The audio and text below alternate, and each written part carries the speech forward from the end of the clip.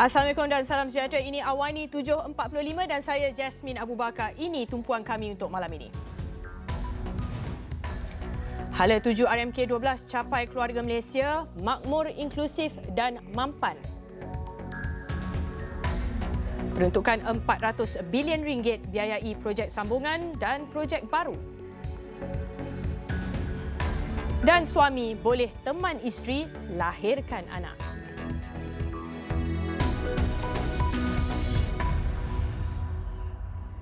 Kementerian Kesihatan KKM akan membenarkan suami yang lengkap 2 dos vaksin COVID-19 menemani isteri ketika melahirkan anak mereka. Perkara itu dimaklumkan Menterinya Khairy Jamaluddin serta Ketua Pengarah Kesihatan Tan Sri Dr. Nur Hisham Abdullah di laman Twitter pada Isnin. Kata Khairy, beliau telah meminta Dr. Nur Hisham membenarkan suami yang lengkap divaksin serta menjalani ujian saringan COVID-19 dan sekiranya negatif dibenarkan untuk menemani isteri di dalam bilik bersalin. Beliau berkata demikian selepas ditanya seorang pengguna Twitter untuk mempertimbangkan perkara berkenaan. Sementara itu, Dr. Nur Hisham dalam jawapan balasnya turut menyatakan perkara tersebut akan dilaksanakan.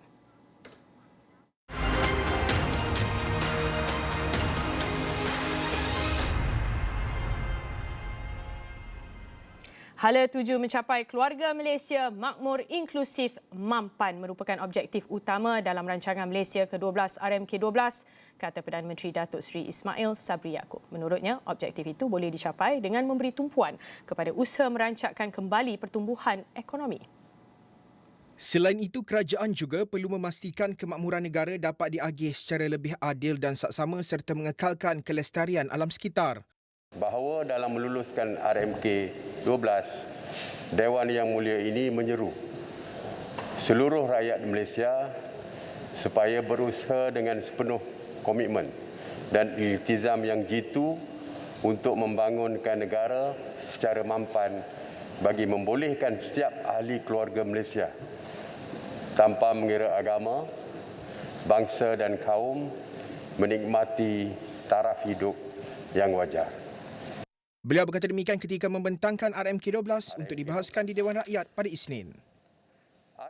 Kerajaan akan mempergiatkan pertumbuhan negeri kurang membangun. Perdana Menteri Datuk Seri Ismail Sabri Yaakob berkata ia bertujuan untuk mempercepatkan pertumbuhan keluaran dalam negara kasar KDNK yang perlahan di negeri-negeri seperti Kedah, Kelantan, Perlis, Sabah, Sarawak dan juga Terengganu. Menurutnya, usaha itu juga bagi mengurangkan kadar kemiskinan terutama di Sabah, Kelantan dan Sarawak. Bagi tujuan ini, sekurang-kurangnya 50% daripada keseluruhan peruntukan pembangunan asas persekutuan akan diagihkan kepada negeri-negeri tersebut. Peruntukan ini akan ditumpukan kepada penyediaan infrastruktur asas, pendigitalan, pendidikan, perkhidmatan penjagaan kesihatan dan pembangunan ekonomi. Saya sendiri akan memantau pelaksanaannya secara dekat. Tambah beliau, melalui pelaksanaan strategi dan inisiatif melonjakkan pembangunan Sabah dan Sarawak, pertumbuhan purata KDNK tahunan Sabah dijangka meningkat pada kadar 6.5% dan Sarawak pula pada kadar 5.3% dalam tempoh 2021 hingga 2025. Ismail Sabri juga optimis kedua-dua negeri itu mempunyai keupayaan dan kekuatan sumber yang boleh dioptimumkan sepenuhnya. Agenda Bumiputera akan terus diperkasa dan tidak akan diabaikan. Itu kata Perdana Menteri yang menegaskan kerajaan sedar ramai Bumiputera masih lagi berpendapatan rendah dan miskin berbanding etnik lain. Bahkan katanya jurang pendapatan penengah antara Bumiputera dan kaum Cina semakin melebar kepada 4 kali ganda pada 2019 berbanding tahun 1989. Saya memberi jaminan bahawa agenda Bumiputera akan terus diperkasa dan tidak akan diabaikan. Ini sebagaimana termaktub dalam perkara 153 Perlembagaan Persekutuan yang memberikan hak dan keistimewaan pada orang Melayu dan anak negeri iaitu peribumi Sabah dan Sarawak dan kepentingan sah kaum-kaum lain. Hasrat kerajaan adalah untuk mencapai pembangunan sosioekonomi yang lebih adil, saksama dan inklusif selaras dengan semangat keluarga Malaysia. Agenda ini akan diterap dalam pelaksanaan semua dasar bagi memastikan ia menjadi komponen yang diberi keutamaan pada segenap peringkat dan aspek pembangunan. Tegasnya semua pihak termasuk kerajaan, syarikat berkaitan kerajaan dan syarikat pelaburan berkaitan kerajaan dan sektor swasta akan bersama-sama menjayakan agenda tersebut. Tambah beliau, bagi meningkatkan penyertaan Bumi Putera dalam aktiviti ekonomi, akses dan peluang pendidikan serta pembangunan modal insan termasuk HUFAS akan diperkukuh. Sebanyak 500,000 unit rumah mampu milik akan dibina dalam RMK12, kata Perdana Menteri. Jumlah itu dilihat lebih tinggi berbanding 282,000 buah rumah yang dibina pada RMK11 dan pembinaan baru itu bertujuan meningkatkan peluang kumpulan B40 dan juga M40 untuk memiliki rumah. Di samping itu, kemudahan pembiayaan termasuk dana untuk rumah mampu milik, skim perumahan belia dan dengan izin program Rent to Own ataupun RTO akan ditambah baik lagi bagi memastikan golongan B40 dan N40 tidak terbeban dengan bayaran ansuran. Bagi menyediakan bantuan perumahan kepada rakyat miskin, kerajaan akan memperuntukkan sebanyak RM2.25 bilion dalam tempoh RMK ke-12. Peruntukan ini adalah untuk membina dan membaik pulih sebanyak 85,500 unit rumah di bawah program bantuan rumah yang melibatkan 75,000 unit rumah di kawasan luar bandar dan hampir 10,500 unit rumah di kawasan bandar. Ini tidak termasuk pembinaan rumah yang dilaksanakan di bawah kerajaan negeri, sektor korporat dan pertubuhan masyarakat sivil atau CSO. Dan kita beralih kepada perkembangan kes COVID-19. Angka jangkitan baru COVID-19 dalam negara terus menunjukkan tren penurunan dengan mencatatkan 10,959 kes dalam tempoh 24 jam lalu. Ini merupakan angka terendah dalam tempoh lebih 2 bulan iaitu sejak Julai. Ketua Pengarah Kesihatan Tan Sri Dr. Nur Hisham Abdullah melalui ciapan di laman Twitternya memaklumkan tambahan angka itu menjadikan jumlah keseluruhan kes positif COVID-19 dalam negara kini lebih 2.209 juta kes. Hanya Sarawak dan Johor mencatatkan angka kes melebihi paras 1,000 dengan masing-masing 2,723 kes dan 1,226 kes. Selangor pula mencatatkan 979 kes, angka terendah sejak Mei, diikuti Kelantan dan Pulau Pinang. Unit rawatan rapi setakat ini menempatkan seramai 980 pesakit dan daripada jumlah itu 579 memerlukan bantuan pernafasan. Manakala kes sembuh hari ini adalah sebanyak 16,430 kes. Sebahagian besar daripada jumlah kes baru bagaimanapun hanya melibatkan pesakit kategori 1 dan 2 iaitu 98.1%, manakala selebihnya 1.9% atau bersamaan dengan 205 kes adalah pesakit kategori 3, 4 dan 5. Kadar kematian setakat semalam mencatatkan sebanyak 278 kes menjadikan angka kumulatif sebanyak 25,437 kes. Ini pula perkembangan program imunisasi COVID-19 kebangsaan semalam. 269,465 lagi dos vaksin telah diberikan. Sementara itu, jumlah individu yang telah lengkap 2 dos suntikan kini sebanyak lebih 19,604 juta orang. Angka itu juga membawa kepada 83.7% populasi dewasa telah lengkap menerima vaksin.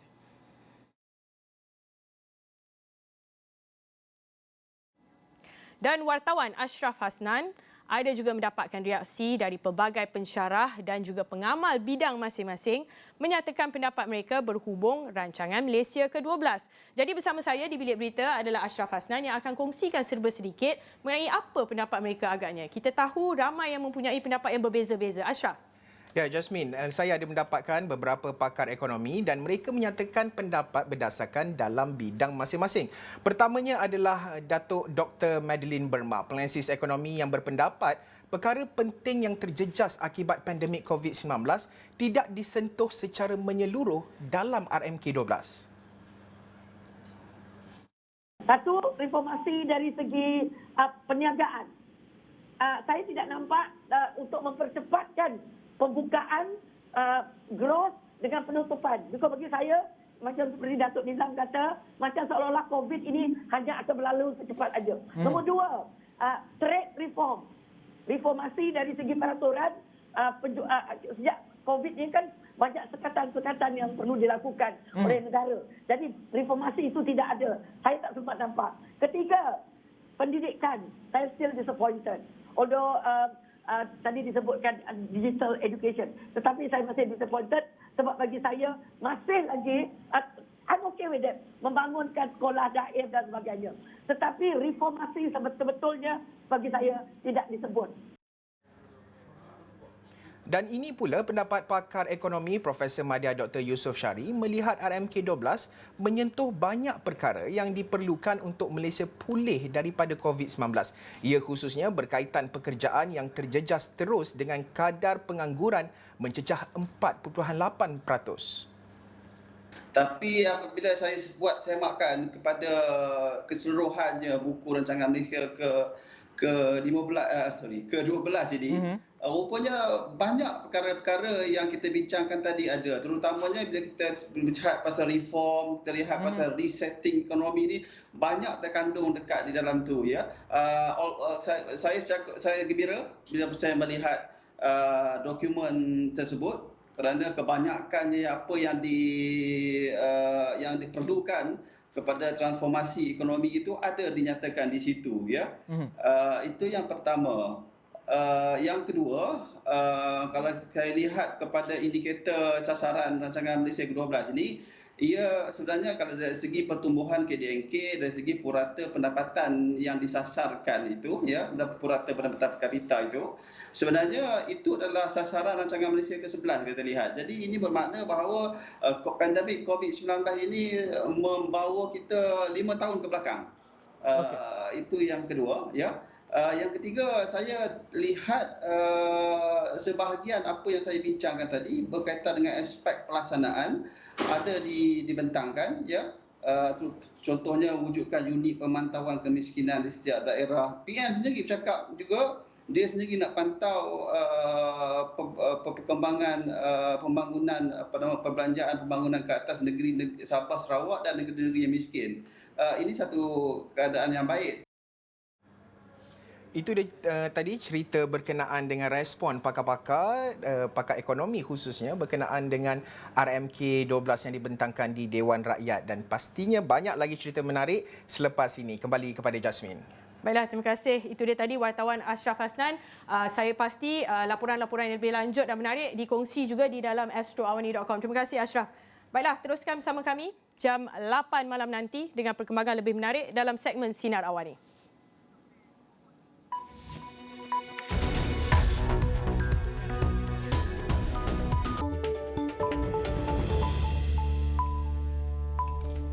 Assalamualaikum dan salam sejahtera. Saya Jasmine Abu Bakar dalam segmen Sinar Awani. Ini antara tumpuan segmen Sinar Awani untuk malam ini.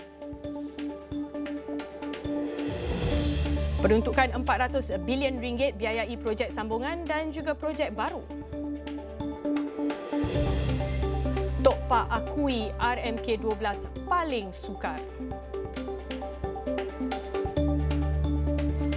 Dan curi wang tabung haji tiada, kertas siasatan dibuka terhadap Aziz Rahim.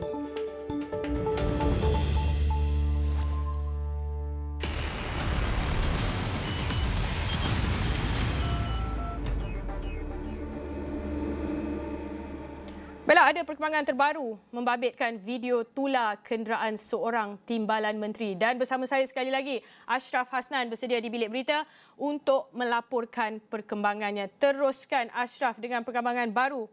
Ya, Jasmine. Pastinya pada ketika ini kenyataan media daripada Jabatan Siasatan dan Penguatkuasaan Trafik IPK Kelantan. Polis Diraja Malaysia PDRM Kontijen Kelantan mengesahkan menerima laporan berhubung video tular yang menunjukkan kenderaan timbalan menteri melanggar peraturan jalan raya. Ketua Jabatan Siasatan dan Penguatkuasaan Trafik IPK Kelantan, Superintendent Suhaimi Jusoh berkata, ia susulan tular video 38 saat di laman Facebook Ana Tahu. Katanya melalui rakaman video tersebut terdapat sebuah kereta jenis Toyota Alphard warna hitam dengan nombor pendaftaran P45 telah memotong kenderaan di hadapannya di garisan berkembar secara berbahaya. Pada masa sama, terdapat kenderaan lain di atas jalan tersebut yang datang dari arah bertentangan. Kejadian dilaporkan berlaku di Jalan Bukit Marak Binjai berdekatan jambatan sebelum lampu isyarat cabang 3 Gong Demin. Kes itu kini disiasat di bawah Seksyen 42/1 Akta Pengangkutan Jalan 1987. Video berdurasi 38 saat itu kini telah tular di pelbagai platform media sosial. Jasmine. Baiklah, terima kasih Ashraf Hasnan dari Bilik Berita, dan kita ada perkembangan menarik mengenai rancangan Malaysia ke-12.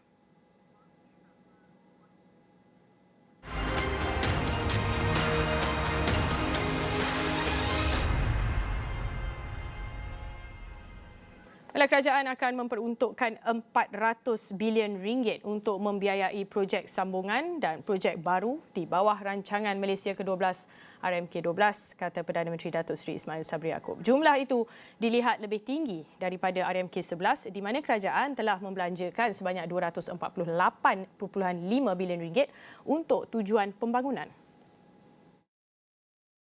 Oleh kerana keperluan yang amat besar untuk melindungi nyawa dan kehidupan pada tahun 2020 dan 2021, ruang bagi melaksanakan projek pembangunan adalah amat terhad.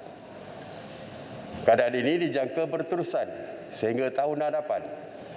Oleh itu, peruntukan pembangunan kerajaan lebih ditumpukan kepada projek sambungan.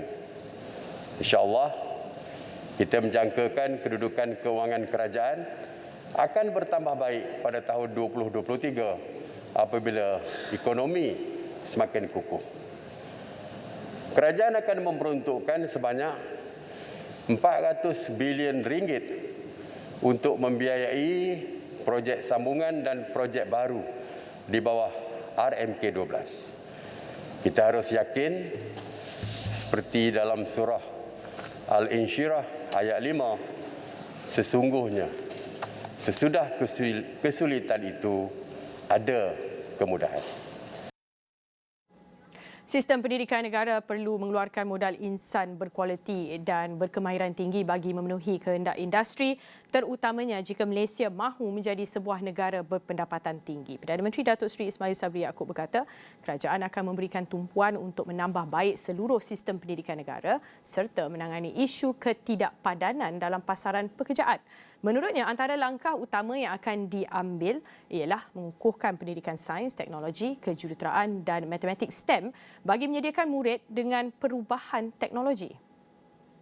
Persekitaran sekolah akan dijadikan lebih kondusif melalui penggantian 148 bangunan daif dengan kos berjumlah 1.6 bilion ringgit pada tahun 2021 dan 2022.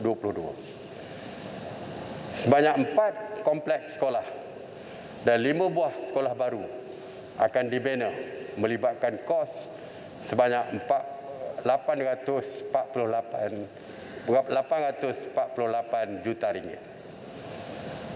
Program TVET akan diperkasa dengan menambah baik ekosistem, meningkatkan kualiti program melalui akreditasi, pengiktirafan dan persijilan badan bertaraf antarabangsa serta memperkenalkan sistem penerapan institusi TVET. Platform berpusat bagi data penawaran dan permintaan TVET akan dibangunkan. Sistem pendidikan tinggi yang lebih fleksibel akan diwujudkan dan kerjasama dengan industri di peringkat bagi menambah baik kualiti graduan dan memenuhi keperluan industri. Menteri di Jabatan Perdana Menteri Bahagian Ekonomi Datuk Seri Mustafa Mohamed menyifatkan RMK12 merupakan pelan paling sukar dalam sejarah susulan pandemik COVID-19 yang melanda dunia. Menurutnya, ia terbukti apabila pembentangan pelan itu terpaksa ditunda sebanyak 4 kali sebelum dibentangkan hari ini. Pun begitu, katanya, peruntukan RM400 bilion dalam RMK12 ini merupakan yang terbesar dalam sejarah rancangan Malaysia 5 tahun. Berpendapat bahawa perancangan inilah rancangan yang paling sukar lah dalam sejarah, ya, kerana 4 kali dipospon, ya, kenapa? Kerana pandemik. Yang keduanya, pandemik telah mengekang kemampuan kita untuk berbelanja, ya, kerana hasil kita menguncup, pada masa yang sama kita perlu belanja wang yang besar untuk menangani krisis berkembang, iaitu krisis ekonomi dan krisis kesihatan. Ya, yang pertama benar, yang paling besar. Tapi 400 bilion itu mengandungi beberapa komponen. Kalau dulunya sebahagian besarnya adalah semuanya untuk pembangunan, ya. Tapi kali ini ada beberapa tujuan peruntukan, termasuklah untuk pemulihan institusi tertentu yang dimasukkan ke dalam bajet pembangunan.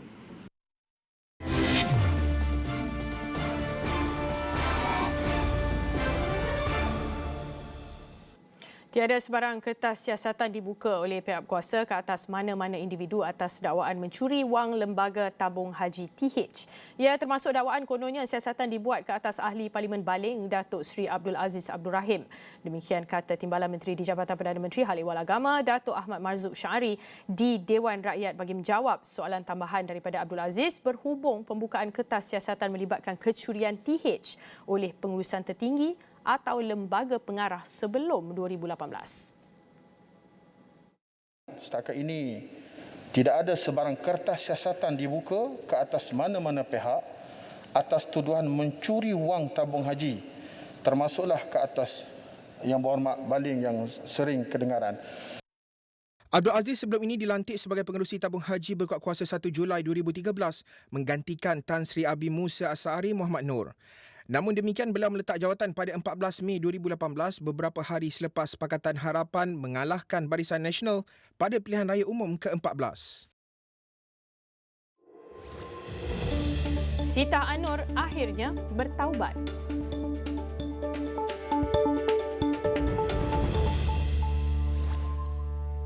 Adakah penyelesaian rangkaian awan dapat meningkatkan hasil penjagaan anda? Dengan Maxis Right Cloud, pasti ada rangkaian awan sesuai untuk digunakan dengan setiap aplikasi. Akses semua pembekal rangkaian awan. Kawal sistem rangkaian awan sepenuhnya. Lakukan integrasi sistem IT di-premise dengan mana-mana rangkaian awan. Jadi, jangan pilih rangkaian awan sembarangan. Pilih Maxis Right Cloud untuk membantu meningkatkan hasil penjagaan anda.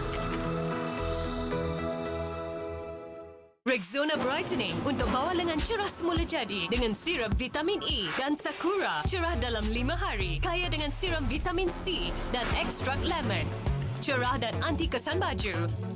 Rexona Brightening. Cuba gambarkan kulit sendiri. Lembut dan licin, cantik dan semula jadi. Setiap kulit memerlukan kelembapan. Dove mengandungi Neutral Moisture yang menyuburkan kulit anda supaya halus dan gebu. Mandian badan Dove. Kini dengan mandian badan masalah pertama.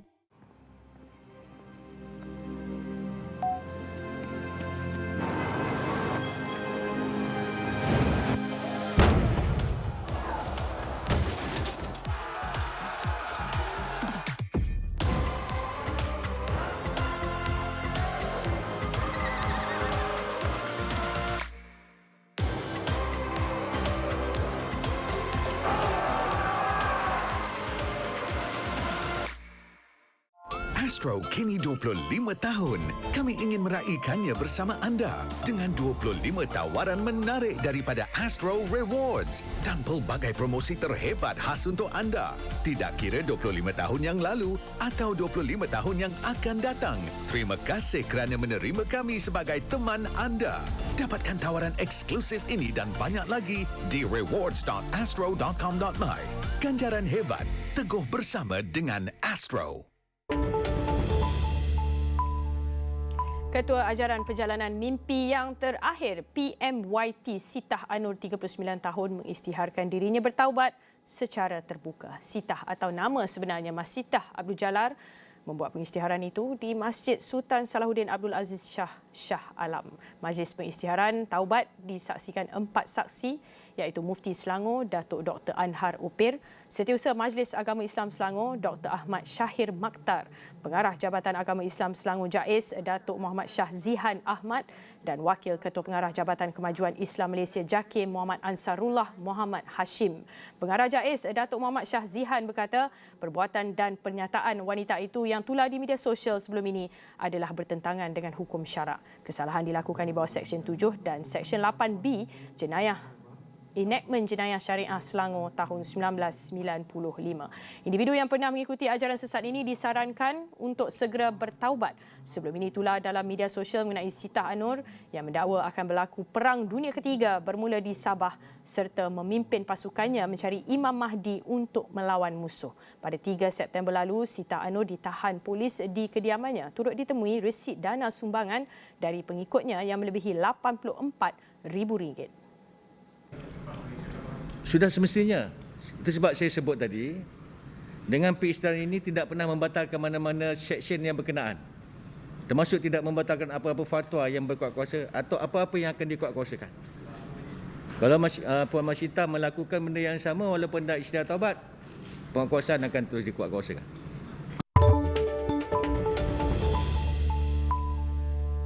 Golongan gelandangan di Terengganu turut diberi perhatian dalam program imunisasi COVID-19 kebangsaan apabila mereka mendapat suntikan vaksin COVID-19. Timbalan Exco Kerajaan Tempatan Perumahan dan Alam Sekitar Terengganu, Ahmad Shah Muhammad berkata, buat permulaan seramai 18 gelandangan menerima suntikan vaksin dos tunggal jenis CanSino di beberapa lokasi. Kerajaan Negeri Pulau Pinang tidak menolak kemungkinan akan membina jambatan sebagai link ketiga hubungan antara bahagian pulau ke tanah besar bagi menggantikan terowong dasar laut. Bagaimanapun, Ketua Menterinya Chow Kon Yeow berkata, setakat ini kajian kebolehilaksanaan yang dilakukan oleh kontraktor konsortium Zenith Construction, CZC, adalah untuk projek terowong bawah dasar laut sahaja dan bukannya untuk jambatan. Kementerian Perdagangan Dalam Negeri dan Hal Ehwal Pengguna KPDN HEP Melaka mengesan terdapat premis mengambil kesempatan dengan menjual kit ujian kendiri COVID-19 melebihi harga kawalan runcit RM19.90 seunit. Pengarahnya Norina Jaafar berkata pemeriksaan yang dijalankan di 86 buah premis mendapati ada peniaga mengenakan harga RM34 untuk setiap unit iaitu mencecah hampir 2 kali ganda harga kawalan yang ditetapkan kerajaan pusat. Dapatkan akhbar Sinar Harian esok dengan tajuk Muka Depan Malaysia Mampu Bangkit Semula. Perdana Menteri ajak semua pihak ketepikan perbezaan untuk mengumpulkan seluruh tenaga, kepakaran dan pengalaman bagi merealisasikan RMK ke-12. Kampung Latah kena kuarantin raih kutipan lebih RM1 juta.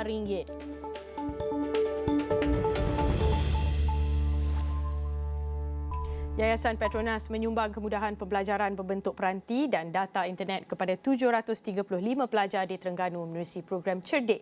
Pengurus Besar Petronas Pantai Timur, Cik Ahmad Tarmizi Abdul Rahman berkata, Petronas sentiasa komited menyokong usaha kerajaan untuk terus menyediakan pendidikan yang berkualiti terutama semasa menghadapi cabaran pandemik COVID-19. Menurut Cik Ahmad Tarmizi, sumbangan yang disampaikan melalui Pejabat Pendidikan Daerah Kemaman, Besut, Kuala Nerus, Dungun dan Marang meliputi penyediaan aplikasi delima, penyelenggaraan peralatan serta jaminan dan sokongan teknikal selama 3 tahun. Program Cerdik ini merupakan di antara fokus Yayasan Petronas di dalam aspek pendidikan di sepanjang tempoh Perintah Kawalan Pergerakan.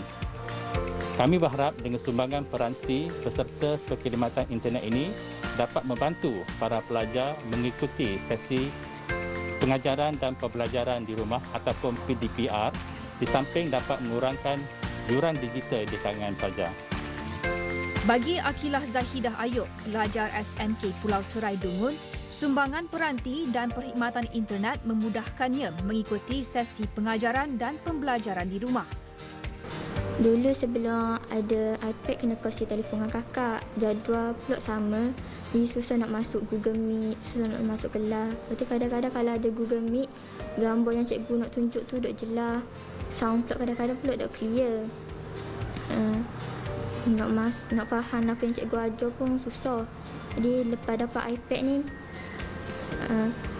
gambar tu jadi jelas. Kalau ada Google Meet, sound clear. Lepas tu ada app yang install dah.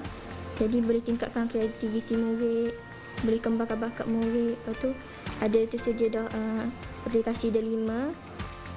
Berdasarkan kajian ke atas 900,000 pelajar yang dijalankan oleh Kementerian Pendidikan Malaysia tahun lepas, 37% pelajar di negara ini tidak mempunyai kelengkapan yang sesuai untuk mengikuti pembelajaran dalam talian.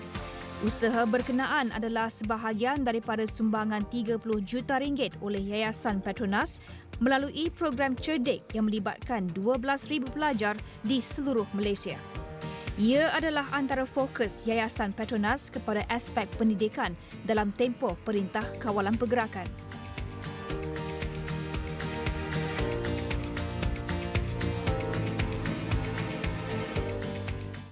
Individu atau syarikat yang terjejas dengan pendapatan akademik akibat pandemik COVID-19 kini boleh mendapatkan bantuan pembiayaan singkat Gaji Now Financing.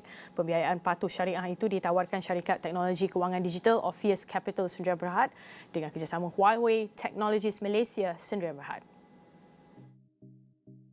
Perkhidmatan itu antara lain bertujuan mengelakkan individu mendapatkan perkhidmatan peminjam wang tidak berlesen atau ahlong. Pengasas bersama Orpheus, Hamudi Khalid berkata, syarikat itu bersimpati dengan perniagaan dan individu yang menerima kesan negatif dari kesan wabak tersebut. Pada masa yang sama, beliau mengakui ramai individu yang terpaksa mencari cara lain hanya untuk menampung perbelanjaan mereka selama sebulan walaupun setelah menerima gaji mereka. Menjadi tujuan pihaknya untuk terus menyumbang ke arah pertumbuhan negara dengan memastikan PKS dan individu yang bergaji mempunyai akses cepat ke pembiayaan aliran tunai dengan kos yang berpatutan. Pembiayaan Gaji Now adalah salah satu daripada banyak usaha yang dilaksanakan untuk menjadi pemangkin dalam mempromosikan penyertaan dan kejayaan PKS termasuk individu dalam suasana ekonomi sekarang. Dengan kepakaran dan sokongan teknologi Huawei, pihaknya dapat menyediakan platform pembiayaan digital sepenuhnya yang memendekkan tempoh proses dan kelulusan permohonan menjadi kurang dari 5 minit, menjadikan pembiayaan lebih mudah daripada sebelumnya. Layari laman web www.orpheuscapital.com.my untuk mendapatkan maklumat lanjut membantu meningkatkan pengurusan aliran tunai anda. Filem komedi Kampung Latah Kena Kuarantin yang ditayangkan menerusi platform di pawagam rumah anda Astro First sejak 9 September lalu mendapat sambutan memberangsangkan penonton apabila berjaya meraih kutipan lebih RM1 juta. Rata-rata penonton di media sosial terhibur dengan adegan-adegan serta jalan cerita filem komedi itu. Ini apa Naib Presiden Perniagaan Melayu Nusantara dan Ketua Astro Show Raja Justina Raja Arsyad berkata, kejayaan itu memberi peluang kepada pihaknya untuk lebih memahami citarasa penonton di samping berusaha membawakan pelbagai lagi jalan cerita dan kandungan menarik kepada penonton. Gila masuk. Masuklah! Kampung Latah Kena Kuarantin merupakan filem pertama yang dihasilkan menerusi dana program TV OTT di bawah program Dana Kandungan Digital DKD Agihan Finas. Ini secara tidak langsung membuktikan usaha pihak Finas dengan kerjasama Astro telah mendorong dalam merancakkan serta menjana ekonomi industri perfilman tempatan. Kampung Latah Kena Kuarantin menampilkan pelakon utama yang terkenal dengan latahnya iaitu Azhan Rani, Nazia Mustafa, Ida Muin, PS Mansur dan Din Latah.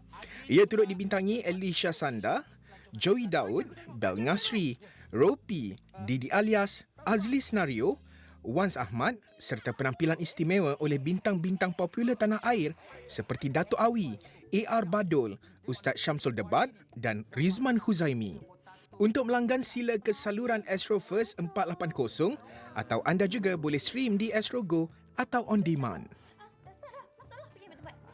Baik, kita beralih kepada perkembangan luar negara. Kediaman Gubernur Marib di Yaman musnah setelah dibedil peluru balistik yang dipercayai didalangi kumpulan pemberontak Houthi. Letupan turut terkena bangunan berhampiran termasuk masjid. Bagaimanapun tiada kecederaan dilaporkan. Gubernur wilayahnya, Major General Sultan Al-Aradah, percaya ia berpunca dari kumpulan Houthi. Konflik yang berluasa di Yaman berlarutan sejak 2014 lagi apabila Houthi menakluki ibu negaranya Sana'a dan sebahagian kawasan di utara negara itu. Baru-baru ini, ia dimarakkan kembali dengan pertempuran antara Houthi dan kumpulan pro kerajaan di wilayah selatannya Shabwa yang meragut 35 nyawa. Sementara itu, di Thailand, hujan monsun tanpa henti berkemungkinan akan terus mengakibatkan kawasan lain di negara itu dilanda banjir. Sehingga kini 27 wilayah terjejas akibat bencana itu. Jabatan Pencegahan dan Mitigasi Thailand melaporkan hujan tropikal Tianmu menjejaskan 60,000 penduduk yang mendiami kawasan utara Thailand. Perdana Menterinya Prayut Chan-o-cha dan beberapa jemaah menteri turun padang untuk meninjau Sukhothai, salah satu kawasan terjejas, untuk bertemu dengan mangsa dan memberi bantuan keselamatan. Pihak kuasa turut mengeluarkan amaran bagi 12 wilayah di sekitar Sungai Chao Phraya untuk bersiap sedia berkemungkinan banjir selepas melihat peningkatan paras air.